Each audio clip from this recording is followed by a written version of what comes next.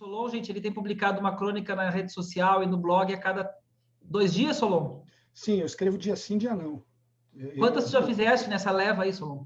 Na verdade, eu comecei no dia 6 de abril do ano passado e hoje de manhã publiquei a número 209. Isso porque no dia que eu lancei lá no meu blog, eu lancei 3 textos juntos que eu, sei lá, eu achei que se fosse um só eu ia ficar sofrendo de solidão. Iniciei com 3. E depois, houve uma que outra falha, mas praticamente nada, né? Eu acho que pelo menos nos últimos 6 meses eu tenho publicado dia sim, dia não, sempre, sempre, sempre. E aí, como é que tu faz, Solon? Eu tô sendo bem prático com o Solon, tá? Não vou puxar aqui a história do Solon, a gente até poderia falar sobre isso, mas só para vocês verem o que vocês até devem fazer. Não com essa frequência, tá? Mas como eu falei para vocês, publicar um texto por mês, pelo menos num blog, numa rede social de não ficção, vai trazer audiência para vocês, inclusive na ficção de vocês. Porque a não ficção, ela é uma isca também para conseguir leitores, né?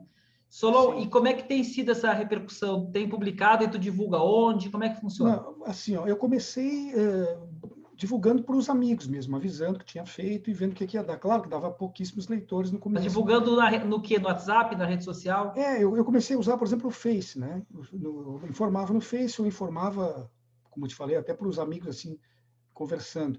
Depois, algum tempo depois, meu Face foi censurado, né? A minha página lá está suspensa por já há alguns meses, porque eu fiz algumas críticas políticas e ela terminou sendo retirada Ah, do teve ar. isso, Solon? Não sabia Teve, disso. Pela teve. própria Facebook? Eles me mandaram lá.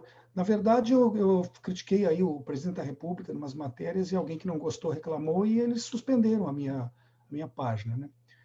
Mas isso daí eu comecei a mandar só pelo WhatsApp. Eu faço um convite e coloco lá. E comecei também a mandar para outros blogueiros. E esses começaram a reproduzir para outros, para outros, para outros. Daí se formou uma corrente assim surpreendente, né? E deu resultado. Eu posso até olhar aqui um instantinho, que eu estou com a minha página aberta. Olha, hoje eu estou com 47.861 visualizações. E tem muito comentário, Solon? Tu recebe comentário das pessoas, seja Sim, por recebo WhatsApp? comentários. Recebo comentários. Deve dar uns 800 até agora, assim, algo em torno disso. Mas eu até antes de começar a falar sobre o blog em si, eu queria dizer algumas coisas em função do que o Ortiz nos passou aí, né? Primeiro, eu quero dizer para vocês que a realidade e a ficção hoje em dia estão muito próximas uma da outra. Eu sinto isso. Há uma dificuldade tremenda. Você não consegue escrever ficção sem falar na realidade e não consegue falar na realidade sem usar um pouco de ficção. E não sei também se essa tendência é uma coisa positiva ou negativa, mas essa é um fato. E, aliás, eu não acredito mesmo que sejam coisas herméticas, assim, completamente estanques. É impossível. Porque, praticamente, assim, a não ficção, o que vem a ser? É biografia, memórias, livro de histórias, né? Livro de história, não de histórias. E as próprias viagens, aí, como é uma coisa que o Ortiz, de certa forma, criou ou difundiu brilhantemente. Mas não dá para escrever. Se é uma autobiografia, o cidadão vai escrever aquilo que ele imagina de si. E o que ele imagina de si nunca é a realidade. Nós somos sempre o que nós pensamos que somos, o que os outros pensam que a gente é e o que nós somos de fato. Né? E mesmo esse que nós somos de fato, esse ser que nós somos de fato, ele é fruto de uma observação. Então, a biografia nunca é uma realidade concreta. E mesmo assim, ela é fragmentada, ela conta pedaços da nossa vida. Ninguém pode contar uma biografia dia a dia, o que aquela pessoa viveu ou é. A mesma coisa nas memórias. As nossas memórias, elas são repletas de buracos. Então, vocês imaginam o que aconteceria conosco se nós nos lembrássemos minuto a minuto, dia a dia, a vida toda que nós temos vivido até agora. Não é assim. A gente tem espaços em branco. E esses espaços em branco da memória são preenchidos por imaginação nossa. Aquilo que a gente pensa que é a nossa absoluta realidade não é a nossa realidade. É o que nós vivemos conforme nós enxergamos a vida que tivemos. Né? A história. A história é contada por quem venceu as batalhas, né? Digamos assim. Então, a história tem versões. O Ortiz mesmo falou lá, perguntou no Vietnã, né? A guerra do Vietnã, não, a guerra dos americanos. Né? E sempre vai haver essa situação.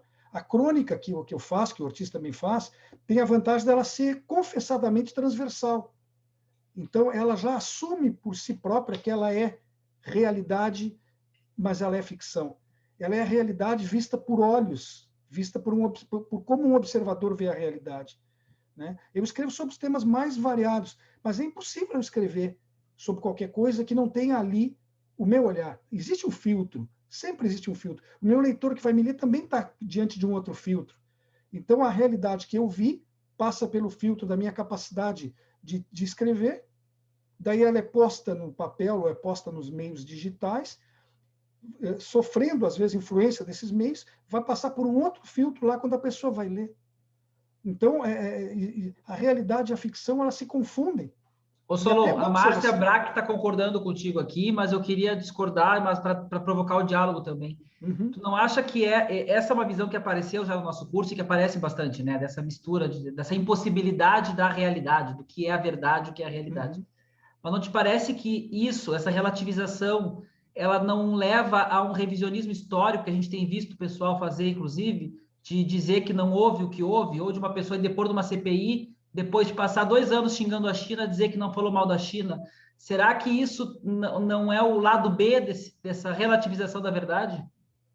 Mas são casos diferentes. Veja bem que ali, por exemplo, no caso que tu dá dessa situação concreta ligada à política, nós nem estamos falando nem de realidade nem de ficção, nós estamos falando de absurdo.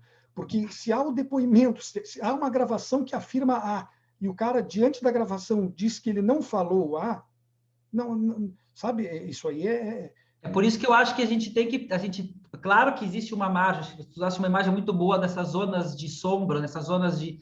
Mas a gente tem que partir dos fatos concretos, né?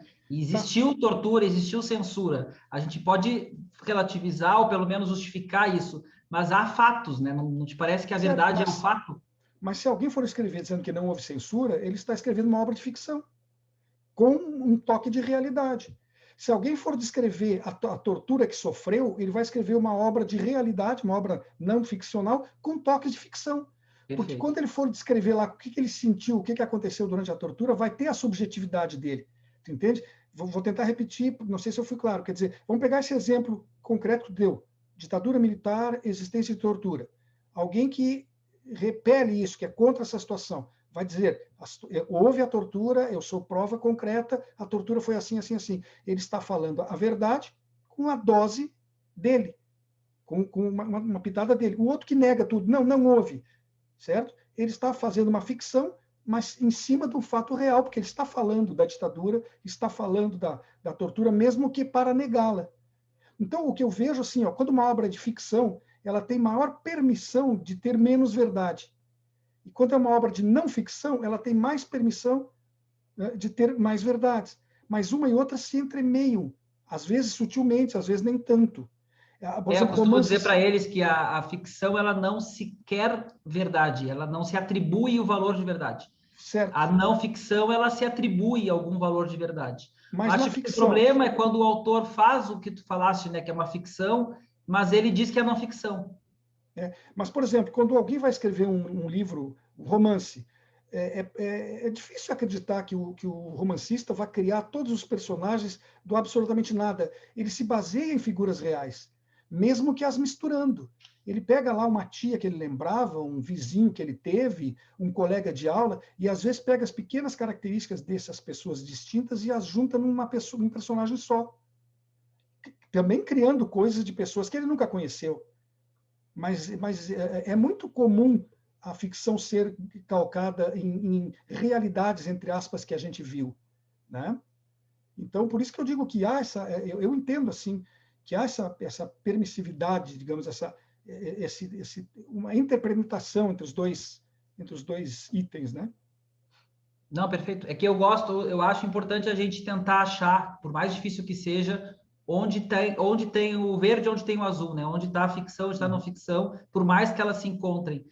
Porque eu costumo dizer, muitas vezes, discursos historicamente atribuídos à esquerda, né? Como derrubar o status quo, questionar a autoridade, eles também foram cooptados por um discurso de direita hoje e são usados os mesmos discursos com outro viés. Então, derrubar o status quo virou acabar com o STF para ter um poder totalitário. Acabar com... Acho que a gente tem que também ter o cuidado na relativização, na minha opinião, né? E eu acho que a ideia desse módulo, inclusive, é isso, é tentar mostrar onde está a não ficção. Mas eu concordo contigo que a não ficção é permeada de realidade e vice-versa. E a ficção é permeada de... Até porque a gente, né, ainda mais num momento desses, com pandemia, com esse caldeirão político todo, a gente não consegue fazer um livro de ficção alheio à realidade, né? É muito difícil isso. Acho que é ótima essa tua observação também. Mas a percepção não anula essa permissividade, tu entende? Quer dizer, tu perceber que as coisas se entrelaçam não significa que tu tem que ser permissivo, de permitir que o uso seja feito, como tu disseste, até de ponto de vista político, né? E voltando à questão do blog em si, Marcelo, tu falou, por exemplo, assim, que o pessoal que publica lá uma vez por mês, na verdade, eu até acho que eu escrevo demais nesse aspecto, mas eu criei isso como uma espécie de cobrança de disciplina, entende? É evidente que eu sei que eu não sou lido todos os dias por todas as pessoas, e eu não mando convite todos os dias para todas as pessoas. Eu tenho um grande número de gente listada, né, nos meus controles lá, e eu mando para alguns blocos, para algumas pessoas uns dias, outras pessoas outros dias, né? Mas claro que tem aqueles que são meus seguidores, então eles são automaticamente informados, já são 400 e pouco, eu acho, são poucos ainda, mas eles são automaticamente informados do quando eu escrevo. E esses vão receber de todos os textos que eu colocar. Mas sabe que o pessoal do marketing digital, eles dizem que a gente tem que fazer 3 textos por semana. Tu tá certo? Não é eu que tô certo. Eu acho muito para minha capacidade de produção, mas tu acaba tendo repercussão também por isso. Solon, qual foi o teu texto que mais teve acesso à repercussão? Tu lembra do assunto? Eu teria que olhar. A média deles hoje em dia é umas 250 leituras cada uma, um pouco mais. Manda o endereço ali no chat, Solon. Não sei se tu sabe me mandar, senão eu mando por aqui. Sim, se tu escrever melhor, porque eu não perco atenção aqui, mas é Tá, fala aí. virtualidades.blog. Virtualidades.blog, né? A Priscila estava perguntando aqui, ó, pode ser que eu ganhe uma nova leitora. Pois é, por isso mesmo. Não, e assim, até para esclarecer, eu escrevo sobre cinema, eu escrevo sobre televisão, eu escrevo sobre literatura, sobre música e também sobre política, sobre memórias lá da minha infância, da minha adolescência. Eu conto coisas que aconteceram, que eu vi acontecer na época da faculdade. Quer dizer, eu nunca tenho assim uma decisão exata do que eu vou escrever. Tem dias, às vezes, que eu sento e escrevo 2, 3 textos naquele dia e deixo lá eles armazenados. Outras vezes leva 2, 3 dias para que saia um só. Daí eu uso os que estão armazenados, né? E também faço esse hábito que o Ortiz disse há pouco, que ele tem lá um depósito no computador dele, que ele vai colocando ideias, isso eu também faço. E recomendo para o pessoal, é muito interessante, porque às vezes tu tem uma ideia e ela é importante, e tu não anota, tu perde ela. Ou às vezes tu deixa lá uma ideia que parece que não tem tanto valor e ela se encaixa perfeitamente como uma peça de quebra-cabeça em algo que tu vai fazer depois e acha aquela anotação que ela pode ser aproveitada nesse outro momento, nessa outra circunstância. Eu tenho, por exemplo, aqui acho que umas 10 ou 12 crônicas iniciadas, há dias, estão lá paradas. Eu nem sei que destino aquilo vai ter, mas daqui a pouco me dá um insight qualquer, eu vou lá e concluo. É muito comum, às vezes eu levanto lá da sala, venho aqui, sento no escritório e escrevo de ponta a ponta uma sem nem me preocupar com nada. E outras vezes é um verdadeiro parto daqueles de fórceps, né? É uma dificuldade monstra. Isso, acredito que é uma situação que todo mundo que escreve passa, né? Às vezes tu desacredita um pouco do que tu fez. Tem alguns textos pelos quais tu te apaixona. Poxa, hoje eu fui bem. Mas isso Diz é um um que tu jogador de gostou muito, futebol. Solon. Diz um que tu Hã? gostou muito, que tu lembre, assim, esse eu gostei de ter escrito. Olha, eu tenho gostado, especialmente de alguns que eu tenho feito lembrando a minha própria história, assim, meu próprio passado, né? Quando eu lembro lá familiares, quando eu lembro situações, eu já fiz de tudo, assim, eu já fiz sobre um gato que eu tinha na minha infância. Essa semana eu escrevi sobre uma menina que eu conheci e que é uma coisa ligada a seios, né? Esse é o dos seios, né? Eu ia te perguntar desse texto. Esse aí foi uma situação de adolescência, que eu estava lá numa festa lá com uma menina e ela me sugeriu que a roupa estava atrapalhando esse afé. Então, coisas que aconteceram lá quando eu tinha 16, 17 anos, entende? Não tem nada a ver com a minha realidade atual. E eu fui lá e escrevi. Daqui a pouco eu escrevi alguma coisa sobre violência contra a mulher, a situação do desrespeito a negros e índios, a situação da política nacional. Eu escrevi uma sobre O Médico e o Monstro, que é o título, me lembrei agora, a respeito da situação daquele médico que está sendo responsabilizado por um assassinato em São Paulo, né? Acho que é São Paulo, que matou o enteado lá. Então, na verdade, às vezes eu escrevo sobre notícias que estão na televisão, eu escrevo sobre situações que eu me lembro. Eu escrevi na época que eu estava na faculdade, em que houve uma invasão do RU, quando eu estava lá almoçando. Escrevi sobre isso. Me lembrei, sei lá porque me lembrei um dia, e escrevi sobre isso. Tenho muitas dessas histórias daquela época, que eu fui estudante universitário na época da ditadura militar, era uma situação bem complicada. Então, ali tem uma porção de oportunidades de escrita, né, que eu ainda nem tenho aproveitado como poderia. Solon, tem um assunto que eu vou abordar com a turma na semana que vem, que eu não sei se eu vou te colocar numa saia justa, mas enfim. O conceito lugar de fala. Tu já ouviu o conceito? O que tu Já pensa ouvi. sobre ele? Como é que tu lida com esse conceito para escolher os teus textos e escrever sobre os teus temas? Bom, em primeiro lugar, é importante perceber que se eu escrevo, por exemplo, sobre a questão da negritude, eu escrevo com olhares de fora, o olhar de um branco. Então, eu respeito que a pessoa que está numa situação vivendo essa realidade, ela vai ter muito mais propriedade de escrever do que eu.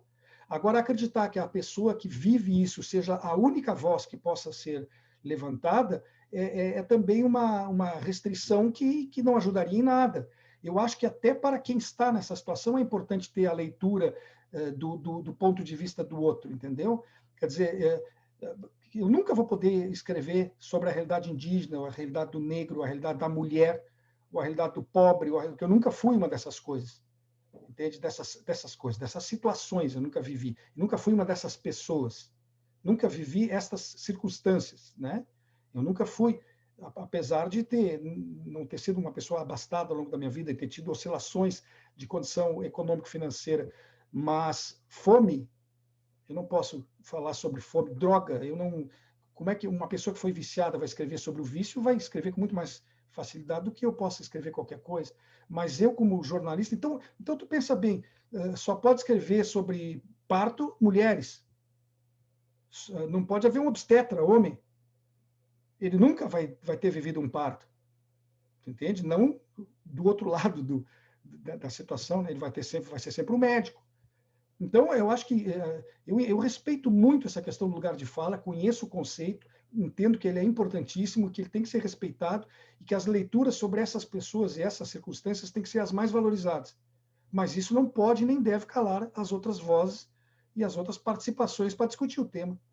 Perfeito. Não, e tu falaste agora de assuntos que tu abordas no teu blog, né? Chamou atenção. O do 6, quando eu vi o 6, esse assunto eu tenho que falar com o Solon, porque tem aí uma. Mas tu chegou a Solon, ler? tu fizeste agora uma vírgula na tua fala, né? Coisas. Eu entendi que o coisas é sintático, coisas são as coisas que tu estava Eu citando, disse coisas e me mas autocensurei imediatamente. Né? não, aí que tá. E não é uma censura, é uma edição para ser mais preciso, É, né? Com sim. mais cuidado. Como é que isso se dá na tua prática da escrita? Tu escreve o texto e tu fica olhando, revisando várias vezes. Como é que é esse processo de limpeza, até não só uma questão estética, né, gente, mas também nessa questão mais de conteúdo, de clareza, de ética? Eu sempre leio, pelo menos uma única vez. E normalmente várias vezes, antes de publicar. E é muito raro não ter algum retoque para fazer. Nem que seja assim, simplesmente não usar 2, 3 vezes a mesma palavra próximas, tu entende? Nem que seja uma coisa simples como essa. Ou erros gramaticais, que eu também cometo. Daqui a pouco tu escreve às vezes erro de digitação, tu está escrevendo com pressa ali, a ideia vem na cabeça da gente com uma velocidade maior do que os teus dedos são ágeis para botar no computador. Então, o erro não é um absurdo. Absurdo é deixar o erro passar se tu o encontra. Né? Porque, por exemplo, quando eu fazia jornal, eu cansei de ver erro na manchete do jornal no dia seguinte, quando ele estava impresso. Enquanto tu está fazendo, tu não vê o erro, tu faz uma leitura dinâmica e não percebe o erro. É uma desgraça, porque o erro impresso está perpetuado. Ele não é mais corrigido. O jornal não tem uma segunda edição. Né? Agora, no meio digital, até tem. Essa é a Mas vantagem, né? A gente vai ali, arruma rapidinho, só tu uma pessoa percebeu que vê. errou, vai lá e corrige. O jornal impresso que foi para a rua deu. Tu não tem como buscar na casa de cada um das pessoas, substituir por outra página, reimprimindo sem o erro cometido, entende? Então, nessa época que eu fazia o jornal impresso. Mas tu escreve o texto e tu deixa dormir, tu escreve e hum, publica na mesma noite. São situações que acontecem todas elas. como eu te disse ainda agora, eu às vezes estou sentado lá na sala e me ocorre alguma coisa que eu vejo na televisão, ou uma memória que eu tenho, ou um fato qualquer, eu venho e escrevo de ponta a ponta o texto, quase sem erro. Reviso uma, duas vezes, ele está pronto. Às vezes eu ponho logo para ser publicado, ou deixo parado para ser publicado alguns dias depois. Outras vezes ele é um processo mais lento, mais demorado, mais... O que te organiza essa questão da periodicidade que tu mesmo te colocaste, né? Isso é bem importante, gente. Eu Existe coloquei... uma frase do Veríssimo de que a musa inspiradora dele é o prazo de entrega. Então, quando o Solon coloca uma meta de publicar um texto a cada 2 dias ou 3 textos por semana, ele tem que escrever, né, Solon? Tá chegando à meia-noite, não publicou, tem que escrever um texto. Mas isso aí, por exemplo, cria uma dificuldade, que é assim, ó, quando eu tenho 2, 3 textos guardados e eu tenho uma ideia, eu posso trabalhar melhor ela. Mas já houve ocasiões de eu chegar no dia de publicar e eu não tenho nenhum ainda. Então eu fico naquela obrigação que se referiu o Veríssimo, eu tenho que sentar e produzir. E daí o risco de produzir com menos qualidade cresce. Que é o que a gente critica muitos colunistas. Aqui em Porto Alegre tem um famoso que é o Paulo Santana, Marta Medeiros. Se critica muito esses colunistas, se coloca, mas é que eventualmente eles vão escrever um texto por dia, vão sair textos que são realmente, né, Solomon? Haja criatividade. Por isso é que é importante tu não ter, digamos assim, um foco único. Se eu pretendesse escrever só memórias, meu Deus do céu, daqui a pouco eu esgoto. Se eu pretender escrever, claro que se eu vou escrever sobre cinema, está todo dia surgindo coisas novas e eu posso pegar o arquivo lá e contar sobre atores, diretores, atrizes, estilos, né? Daqui a pouco o que é uma comédia, sobre comédia, seria uma fonte quase interminável, né? Mas o bom de tu ter essa liberdade de não estar preso a um nicho é que tu consegue, de vez em quando, te surpreender o teu leitor, fazer alguma coisa que o leitor não espera. O meu leitor, que tem lido cotidianamente, quando ele abre a minha crônica, ele pode ter uma noção pelo título, mas ele nunca tem certeza se naquele dia eu vou escrever sobre um assunto ou sobre outro. E tem dado certo, porque o número de leitores tem crescido, o número de leitores, né? Tem crescido o número de leitores. Tu escreve no Word ou direto no sistema do blog? Eu escrevo no Word e depois, às vezes eu escrevo direto no blog, mas normalmente no Word. Quer ver hoje aqui? Vou ver quantas pessoas me leram hoje. 234.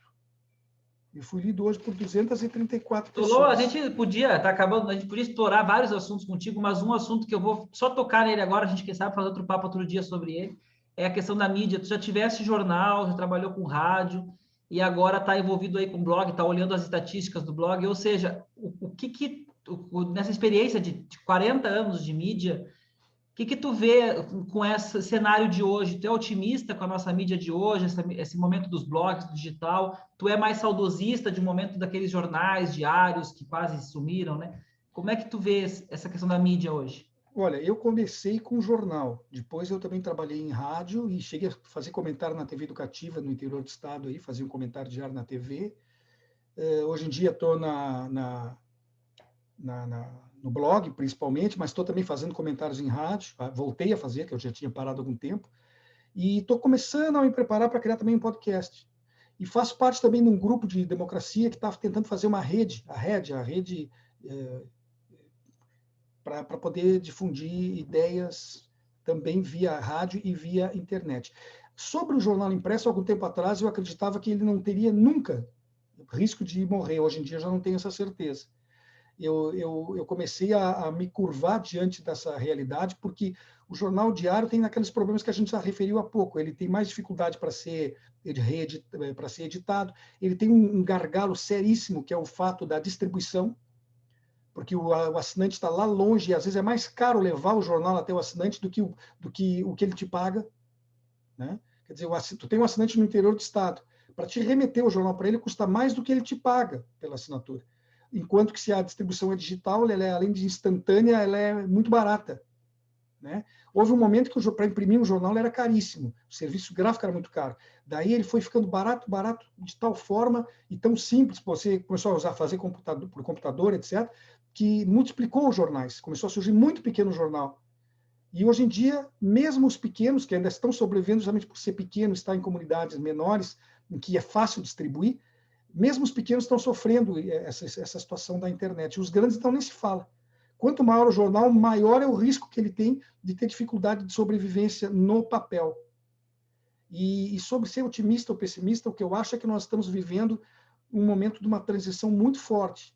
Não dá para ter ainda uma percepção exata do que vai acontecer, mas as mudanças estão sendo drásticas. Se bem que aquele mito de dizer, não, hoje em dia qualquer um pode ser jornalista, porque tu com o teu celular na rua, tu faz um vídeo, tu posta um texto e tu relata algo que tu viu, as pessoas estão confundindo o que é ser fonte com o que é ser jornalista. Porque se alguém na rua vê um fato e fotografa, ou filma, ou documenta, e acha que é jornalista, não, ele é testemunha ocular. Mas o jornalista é que tem condições de fazer uma análise contextualizada dessa situação. Então, se as pessoas continuarem acreditando, não preciso da imprensa, porque eu fico vendo o que está na internet, primeiro que o risco da credibilidade é muito, muito sério. Não há credibilidade, porque daí, assim como tem aquele cidadão que por acaso está na rua e filma um acidente, ou vê um crime, registra esse crime, a gente toda hora está vendo isso. Hoje mataram uma pessoa aqui no Rio Grande do Sul e saiu a imagem na televisão do assassinato que alguém estava filmando. E isso é um acaso e ele é fonte de informação. O trabalho sobre o que levou aquele crime a ocorrer, o que vai acontecer depois, isso é feito pelo jornalista. Então, não podemos ter essa falsa crença de que o jornalismo está terminando. Não, ele nunca foi tão necessário quanto agora, porque o volume de mentiras também, das coisas que são veiculadas, a questão das fake news, ela está impactando tão violentamente nas pessoas que é mais do que nunca necessário esse filtro jornalístico profissional para que a realidade e a verdade, mesmo sendo sempre algo questionável na sua como não absolutas, né, elas precisam ser revistas, elas precisam ser recolocadas. Então, eu acho que nós estamos passando por um momento de transição muito forte. Não dá para ter ainda a exata noção do que vai acontecer amanhã depois. Ela nunca mais vai ser o que era antes, porque quando eu fazia rádio, eu era ouvido na minha cidade, nas cidades vizinhas. Hoje, quando faço um comentário na rádio aqui pela internet, eu posso ser ouvido em Moscou, em Nova York, o que era absolutamente improvável e inimaginável há 10, 20, 30 anos atrás. Né? Então, as mídias também estão se misturando, porque hoje em dia você faz rádio e tem imagem no rádio. Né? Então, as coisas estão ficando bem confusas, digamos assim. E esse caldeirão ainda vai ferver muito antes que se tire de lá o produto final. Mas eu sou relativamente otimista, que acho que ainda há esperança de que a gente consiga salvar isso tudo, principalmente se a educação, né, for se acreditar mais na educação e se investir mais nisso. Porque eu fico muito feliz de ver o Solon entusiasmado com o blog, com um monte de texto, porque o Solon já teve momentos melhores e piores, né, Solon, nessa carreira, e o blog mostra aponta essa direção, né, de que há um caminho aí que pode ser trilhado. Solon, a gente esgotou o nosso tempo, eu vou pedir mais uns 10 minutinhos para vocês, tá? Só para entrar num assunto que eu, inclusive, quero também falar com a Ana sobre ele, mas convido vocês a ouvirem essa conversa que eu vou ter com o Solon e com a Ana, rapidinha, porque interessa a vocês, se não nesse momento, depois.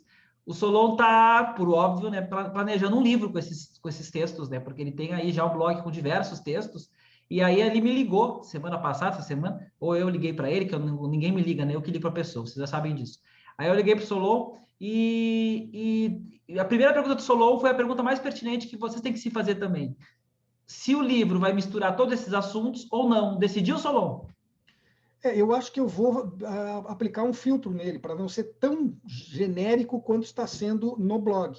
Eu acho que no livro o blog se permite isso, o livro já nem tanto. E a minha ideia é selecionar alguns desses que eu já tenho, até hoje 209, como eu falei para ti antes, e vou acrescentar também alguns inéditos, para poder motivar quem me lê mais frequentemente no blog a mesmo assim adquirir o livro. E também dá para se investir numa diagramação que dê um tempero ali, um toque, alguma coisa diferente. Né? Outra coisa que não vou poder fazer no livro, todas as minhas publicações eu coloco uma música no final. É uma espécie de brincadeira, assim, eu escrevo um texto e tento uma música que, na maior parte das vezes, tem algo a ver com o texto. Né? Então, eu faço uma pesquisa, assim, porque eu trabalhei muito em rádio, eu fazia seleção musical para rádio, né? Então, ainda tenho uma boa memória nesse sentido, e hoje em dia também é fácil fazer pesquisas.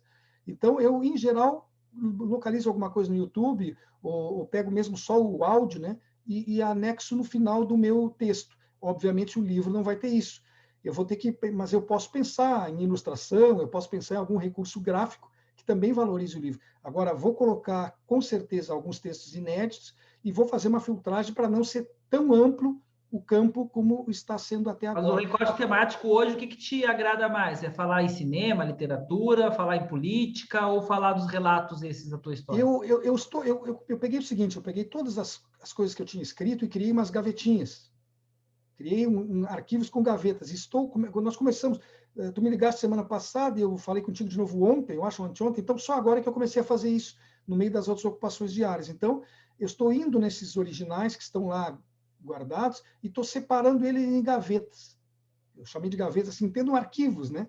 Um arquivo com um tema, um arquivo com outro tema, e só depois que eu enxergar a totalidade é que eu vou poder me decidir onde tem mais, onde tem menos, onde eles estão melhor escritos, onde eles não são onde eles não são temporais, porque algumas coisas foram temporais. Por exemplo, eu já falei sobre um acervo que estava disponível num determinado local, numa determinada época, aquilo não pode ser usado. Então, eu tenho que retirar os que são temporais e os atemporais, dividir eles por assuntos, e daí, então, decidir. Te confesso que ainda tenho dúvidas, mas daqui a 30, 60 dias, eu tenho isso resolvido. Não, eu fiz essa questão com o Solon, porque todos vocês podem pensar nisso também, né? Dessa questão de o quão temático ou não pode ser o livro da gente. Solon, a Flávia está dizendo aqui para tu salvar os teus textos no Word, porque ela tinha. Fala aí, Flávia, dá um oi para nós, diz de onde tu fala e conta essa história rapidinho para eles. Oi, pessoal, eu sou de Porto Alegre. Eu tive um blog durante 5 anos, de 2013 a 2018, sobre câncer, para pacientes com câncer, pessoas que estão enfrentando tratamento. E eu, no começo, eu escrevia no Word e passava para o blog. E aí chegou uma época que eu estava tão familiarizada com o blog, eu gostava de usar GIFs no meio do texto, assim, sabe, para esboçar reações e tal, que eu escrevia direto no blog. E aí, mais de uma vez, hackearam o site. Na primeira vez eu consegui recuperar, deu tudo certo, mas na segunda vez eu não consegui recuperar todos os textos. E aí eu perdi textos que até hoje, assim, as pessoas me perguntam: tu escreveu aquele texto sobre tal assunto, né? Me manda. Não tenho, eu posso tentar reescrever, mas certamente não vai ser a mesma coisa, né? Então, eu aprendi com isso a sempre fazer um backup, assim, que pode ser escrever direto no Word e passar para o blog depois, ou escrever no blog, mas depois salvar no Word Arquivo, ou né? E até é legal PDF. vocês fazerem um sistema de backup mesmo, né? De ter no notebook, ter no HD, no disco. E quem é mais old school, que eu já estou me sentindo old school, tá? Já estou me sentindo que nem fotografia. Eu vou lá e pago para imprimir as fotos dos meus filhos. Então, num caso desses, até imprimir, né, Flávia? Imprime, bota numa pasta, que na pior das hipóteses, vai ter que digitar de novo. Se fizer PDF, pelo menos... Claro, tu vai ter que digitar de novo, provavelmente, esse texto, né? Porque dependendo do PDF... Não, hoje o PDF, mas hoje até é fácil de tirar o PDF do... Dá para transformar o PDF em texto de novo. Hoje não está difícil fazer isso. Mas mesmo assim, o problema é que o arquivo digital pode se perder. Se tu perdeu... Eu tive um amigo que roubaram a casa dele. E o tipo de assalto era especializado em roubar eletrônicos. Eles roubaram todos os eletrônicos da casa. Duas coisas foram muito ruins na época para ele. Primeiro é que roubaram a cachorrinha dele junto, mas depois eles acharam, uma história de cinema, assim, acharam semanas depois num lugar bem longe. Mas a segunda é que eles iam casar e não tinham foto do casal. Porque como roubou o HD, roubou o iPad, roubou o notebook. Então, até isso a gente às vezes tem que ter cuidado, né? Ter uma nuvem ou mandar por e-mail para si mesmo. São coisas que a gente tem que... Quem não tem nuvem, porque nuvem às vezes é meio caro, né? não vale a pena. Do tamanho que precisa. Mas dá para mandar por e-mail, pelo menos, e salvando, mandar para alguém, enfim. Boa dica mesmo. Na Solon, realidade, tá ouvindo, né, Solon? Põe tudo no Word, ouvindo, mas, Flávia, na realidade, praticamente todos os meus textos eu tenho escrito. Quando eu falei que escrevo no blog, é o seguinte, assim, eu acho que eu não fui claro. Eu escrevo ele no Word e depois coloco no blog, mas daí eu edito no blog. Então, eu faço muitas correções e alterações que ficam só no blog e no meu arquivo de Word não estão. Então, fico bem feliz de saber isso, Solon. Vai dar mais trabalho quando for editar o livro, Solon. Não, mas o que acontece? Agora eu estou pegando as cópias do blog. Não, eu vou ter que fazer uma segunda cópia. E por que eu terminei tendo essas diferenças assim? Porque, primeiro, que cansa, dá até preguiça dá na gente. Se tu escreve como eu estou fazendo todos os dias, e eu também tenho que escrever, às vezes, o comentário que eu vou ler na rádio, que eu vou fazer na rádio, às vezes eu faço ele escrito, às vezes eu faço de improviso, mas é complicado. Numa rádio, tu fazer sempre... Solon, além de tudo, ele tem participações em rádios, eu não falei isso. Isso. Então, o que acontece? Como eu tenho escrito muito, daqui a pouco quando tu põe no blog, tu percebe o erro, tu vai lá e edita e arruma no blog. Tu não vai lá no texto original em Word e faz a correção. Então, há discrepâncias entre o que eu tenho no blog e o que eu tenho no Word. Há pequenas diferenças em vários dos textos. Então, esse cuidado que eu vou ter que fazer agora, um longo trabalho. Muito bem. Não, e é legal esse papo para vocês entenderem sobre processo também, né? Porque a gente tem que ter esse cuidado. Eu, por exemplo, com os PowerPoints das aulas, a gente tem que criar uma rotina e um processo para saber qual a versão mais atual. Uma coisa que eu morro de medo, que o Belugo está terminando o livro ali comigo, e eu disse, Belugo, não mexe mais nesse arquivo de Word, porque eu já tive problema de ter 3 arquivos de Word que eu não sei mais qual é qual. Aí, quando tu manda fazer o livro, sai o livro com um arquivo de Word que tinha erro, ou que tinha alguns erros, porque aí um mexeu num lado, mexeu no outro. Esses processos para trabalhar com os textos de vocês é importante mesmo. E vocês criam uma rotina, um processo. Eu enfrentei uma dificuldade monstruosa nisso que tu está dizendo. Vou te dar um exemplo concreto. Quando eu fiz a minha dissertação, eu comecei a ter tanto arquivo de dissertação que eu já não sabia qual deles era o mais novo. Sabe? Digo, pô, dá apelação, digo, não, para. Eliminei, digo, vou ficar com esse aqui, vou trabalhar nesse. Porque daqui a pouco tu faz uma correção do olho, mas eu já tinha corrigido isso e não está mais lá corrigido. Daí te desespera. Poxa, será que eu perdi? Porque é aquela coisa, produzir longos, né? E longos textos e com prazo. Outra coisa, eu também tenho escrito contos, viu? O meu blog é só crônicas, por enquanto, mas eu tenho contos escritos, vários deles, e outros textos, outras coisas que eu faço, algumas resenhas, e fiz também na época da faculdade, quando eu fiz letras lá, eu fiz alguns arquivos lá tem alguns arquivos lá que são bem possíveis de ser aproveitados para outros textos mais acadêmicos, né? Mas são sempre coisas distintas, mas que é bom guardar. É bom guardar. O conselho da Flávia aí que ela deu vale para mim, vale para todos. É importante fazer. Eu tenho uma outra dica, Sim, que é em relação a organizar os arquivos, porque eu trabalhei em escritório de arquitetura e escritório de qualquer projeto, né? O cliente pede 800 modificações, uma por dia, e tu não sabe mais que arquivo tu estava mexendo. Então, a gente salvava, assim, o ano, o mês e o dia e o nome do arquivo. E aí, cada vez que tu abre o arquivo, tu cria um novo arquivo. E mesmo assim, eu escrevi ontem, eu mexi nesse texto ontem, eu só mudei uma vírgula. Cria um novo arquivo. Porque daí depois tu deleta os arquivos de cima, os que são mais antigos, mas pelo menos tu tem uma ideia de data que tu mexeu naquilo dali. Porque senão, realmente, se a gente coloca batatinha quando nasce, depois batatinha quando nasce, e aí vai indo, tu não sabe mais qual é o nome do arquivo, né? Assim, versão final 2, versão final 3, a gente vai... Não, e é ótima essa tua dica de botar primeiro o ano, depois o mês, porque é o padrão que ele vai colocar em ordem, né? A gente coloca Isso. lá, dia 2, não sei do quê. Daqui a pouco bota dia 11, o dia 11 fica uma bagunça. Isso é um problema. Se tu botar primeiro dia ou primeiro mês, tu não acha o arquivo mais na ordem. Tem que ser sempre o contrário, o ano, mês e dia. E isso do blog, para mim, foi muito triste, assim, porque eu perdi textos que eu gostava muito e que hoje eu posso tentar reescrever, mas certamente não vai ser a mesma coisa do que em 2013, quando eu estava no meio do tratamento, quando eu tinha aquilo dali vivo, né? Sim, porque a sensação do momento de escrever era outra. Na realidade, eu tive um problema sério assim em 2019, quando simplesmente torrou um HD meu do computador e eu não consegui recuperar. Eu perdi fotos, eu perdi textos, eu perdi artigos, eu perdi até livros que eu tinha baixado lá, PowerPoint, uma porção de coisas que eu tinha, nunca mais. Tem que fazer isso agora. Eu tenho os meus HDs, tenho até 2 HDs, e aí é sempre ter nos 2 lugares, né? No notebook e no HD, porque o HD também pode queimar. Gente, tá bom o papo, mas eu vou encerrar o papo agora aqui então com vocês. Te agradecer, né? Agradecer o Solon, agradecer o Ortiz. Acho que foi muito proveitoso aí, pessoal. A gente acabou tratando de vários temas dentro desse assunto da não ficção, escrita, processos de escrita. Foi bem legal mesmo. Acho que essas experiências de bate-papo com autores, elas têm sido sempre muito boas. E eu brinco que isso para mim é ouro, né? Porque eu levo esses aprendizados para todas as aulas que eu vou dar. Agora você sabe de onde eu tiro tudo que eu falo. Eu vou ouvindo um aqui, um ali, um aqui, um ali, e tudo isso vai somando também com a gente. Então, muito obrigado, Solon, muito obrigado, Ortiz.